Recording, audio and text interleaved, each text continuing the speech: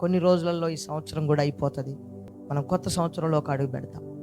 మరి ఈ 2025లో ఒక్కసారి మన లైఫ్ని, మన కుటుంబాలను, మన జీవితాలను చూసుకున్నట్లయితే ఎన్ని సమస్యలు, ఎన్ని భయంకరమైన పరిస్థితులు, ఎన్ని రకాల నిజంగా దేవుని కృప లేకపోతే ఒక మనిషిగా భూమి మీద బ్రతకడం మన వల్ల కాదు. హల్లెలూయా. అనుదినం అనుక్షణం యేసయ్య తన కృప ఎడల, మన ఎడల, ఎవరి ఎడలండి? మన ఎడల ఆయన చూపించి మన చేయి పట్టుకొని మనల్ని నడిపిస్తూ ఉన్నాడు. హల్లెలూయా.